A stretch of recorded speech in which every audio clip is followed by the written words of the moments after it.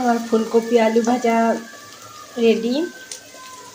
এরপর আমি করব ফুলকপির ফুলের শরী। মানে আলু ভাজা তো দেখাবার কিছু নেই, এগুলো কমন একটা ব্যাপার বা কমন খাবার। তা আমি এতে দিয়েছি কালো জিরাকে হাতের তালুতে নিয়ে একটু এই আঙুলটা দিয়ে কচলে নিতে হবে, দিয়ে ওটাকে ফোড়নে দিতে হবে। একটা শুকনো লঙ্কা ফোড়ন দিয়েছি, আর নুন, হলুদ, একটু মিষ্টি, এই যা, আর নতুন নতুন কিছু নেই। কিন্তু আমি কপিগুলো যাতে বাজে না লাগে, বাজে নয়, যদি গুঁড়ো গুঁড়ো না হয়ে যায়। এই যে আমার অনেক তেল আছে, আমার তেলটা একটু বেশি লাগে। আগের দিনও বলেছিলাম মুচমুচে হয়ে গেছে। আবার ফুলকপি খুব মুচমুচে হয়ে গেলে ভালো লাগবে না, কেমন কেমন লাগবে।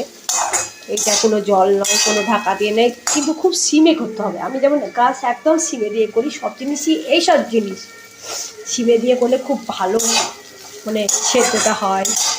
আলুও তো সেদ্ধ হতে হবে ভালো করে, যদি সেদ্ধ না হয় এদিকে মুচমুচে করে ভাজা হয়ে গেল অথচ ভিতরে কাঁচা থাকলো, সেটা ভালো লাগে না। এরপর আমি রান্না করব ফুলকপির ফুলের শরী।